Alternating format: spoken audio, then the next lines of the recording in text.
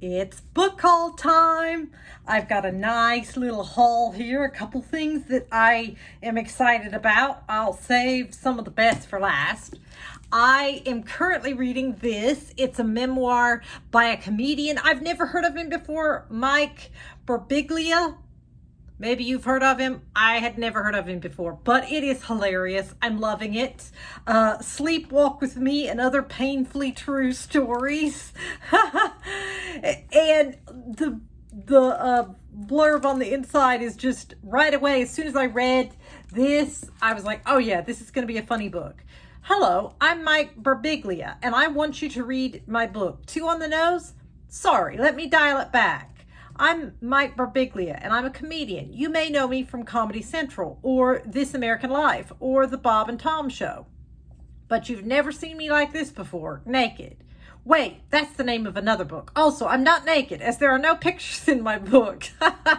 Also, if there were naked pictures of me, you definitely wouldn't buy it, though you might sneak a copy into the back corner of the bookstore and show it to your friend and laugh.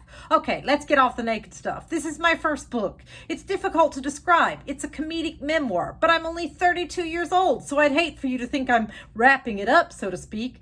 But I tell some personal stories, some really personal stories, stories that I considered not publishing this time and time again, especially when my father said, Michael, you might want to stay away from the personal stuff. I said, Dad, just read the dedication, which I'm telling you to do too. Some of the stories are about my childhood. Some are about girls I made out with when I was 13. Some are about my parents, and some are, of course, about my bouts with sleepwalking. Bring this book to bed and sleepwalk with me. One final note, if you read this before your friends, don't tell them what happens in the final chapter. Hint, it's not a naked picture of me. It's even more extreme. So that's what I'm currently reading. And so far it's very funny. I'm enjoying it. Okay. Then I picked up a copy of The 13-Minute Murder. Oh, I almost said the word. I didn't completely say it, so hopefully YouTube won't strike me, because I didn't completely say the word. So it's by James Patterson. And it says, Dead Man Running. Psychiatrist Randall Beck specializes in extreme PTSD. Did I say PTSD? Anyway, PTSD cases with clients such as first responders, special forces soldiers, and hospice workers. But Beck's patients don't know he's working against a ticking clock himself. He has an inoperable brain tumor that will take his life. Then Beck finds himself with more than just his patients' lives in his hands when he uncovers a plot to unalive a presidential candidate. Beck is not dead yet, and he's going to use his remaining time to save as many lives as he can. And then apparently there's 3 stories in this book, because then it says 113 minutes.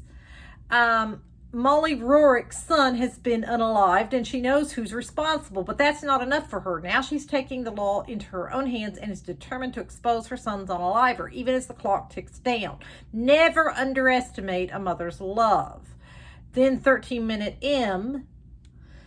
Michael Ryan can unalive anybody in just minutes from the first approach to the clean escape. When an anonymous client offers a rich payout to unalive a target in Harvard Yard, it's exactly the last big job he needs to complete his plan. The precision strike starts perfectly, then somehow explodes into a horrifying spectacle. Ryan has to run. Now the world's fastest hitman sets out for one last score. There was a piece of tape covering it there. I couldn't revenge, and every minute counts. So I thought that sounded good. I've never read, well, I generally don't like short stories. I can't say I've never read them, but I generally don't like them. So I don't know about the fact that there's 3 in this book and it's not that thick of a book, but I have liked what I just recently read of James Patterson, so we'll see. Then I was intrigued by both the plot and the cover. It's like looking through the blinds there out into the neighborhood. Closer Than You Know by Brad Parks. I thought it looked interesting. It was a lesson she learned the hard way growing up in the constant upheaval of foster care. But now that she's survived into adulthood with a loving husband, a steady job, and a beautiful baby boy named Alex, she thought that turmoil was behind her until one Tuesday evening when she goes to pick up Alex from childcare, only to discover he's been removed by social services. And no one will say why. It's a terrifying scenario for any parent, but doubly so for Melanie, who knows the unintended horrors of what everyone coldly calls the system. Her nightmare mushrooms when she arrives home to learn her house has been raided by sheriff's deputies who have found enough, again, I don't want to say that word, on YouTube, an illegal substance, to send Melanie to prison for years. The evidence against her is overwhelming, and if Melanie can't prove her innocence, she'll lose Alex forever. So I thought that sounded really good, like a nightmare scenario, and we'll see. I've never read anything by Brad Parks before.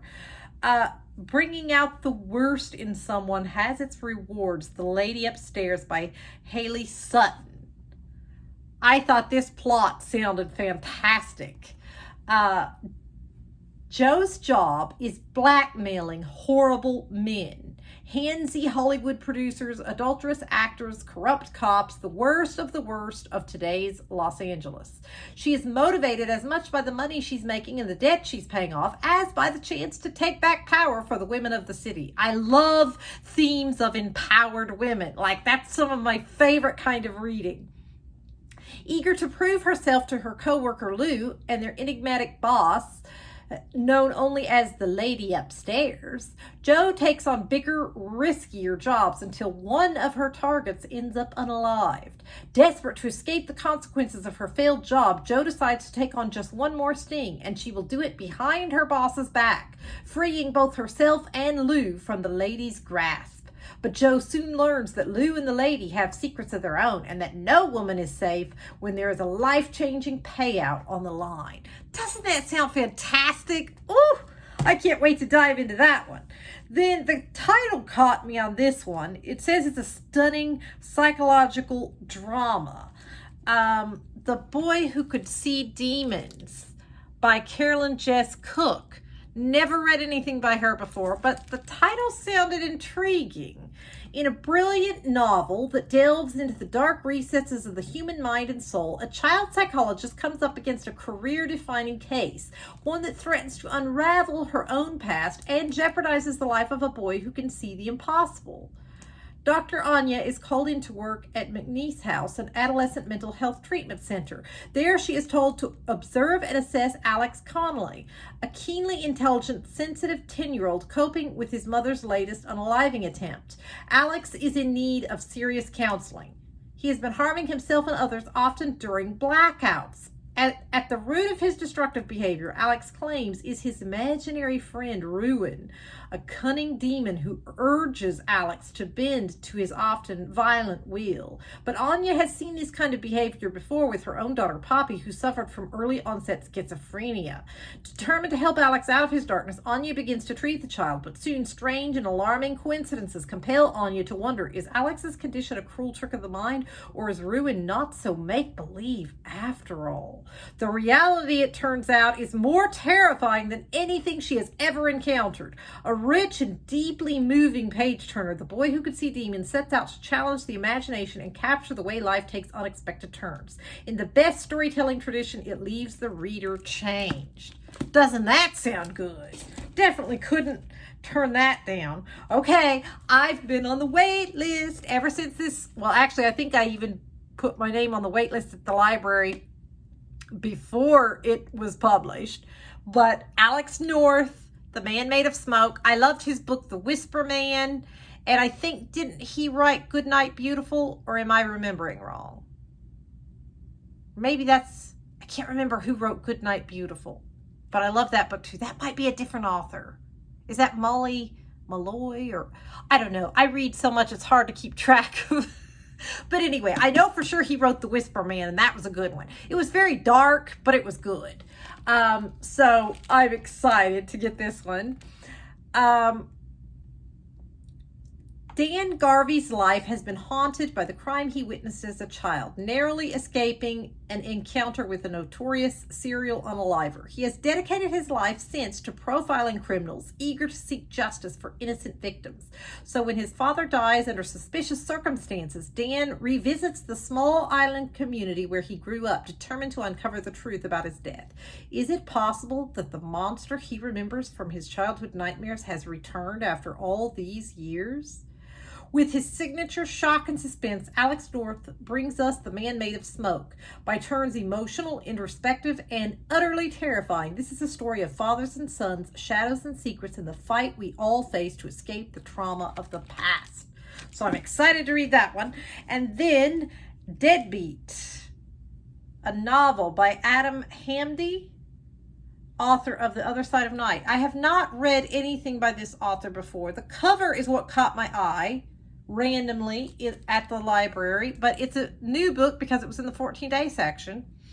Put yourself in my shoes, sitting in the wreckage of a life gone bad, facing jail and ruin, and someone throws you a lifeline, not only for you, but your loved ones. What would you do? People have unalived for greed, revenge, ambition. How would it hurt the world to lose one evil man and gain one healthy, successful young woman? I mean, what would you do if someone offered you a way to transform your life? How much would it take? Does everyone have a price? Don't be fooled into thinking this is a rare choice. People are faced with this very question every day. We just don't see it clearly because it's obscured by the pollution of life. But allow me to blow the smoke away. The CEO who knows he or she could reduce workplace accidents, deaths even, by implementing higher standards at a mine. The hospital board that could improve clinical outcomes by investing in better diagnostics. The clothing company that could increase health outcomes for sweatshop workers by setting minimum wages for subcontractors. Life is taken from people every single day. We only rarely notice when it's taken, we only really notice when it's taken quickly or when a lot of people are robbed. When it happens slowly, far away, it's invisible. One man, one life, and I could change everything. I thought that sounded really good. So, that's this week's haul. I'm super excited to dive into them. A lot of them sound really good. So let me know if you've read any of them or if any of them look good to you. I'd like to know what you think about them. And I will see you this weekend for my reading wrap-up.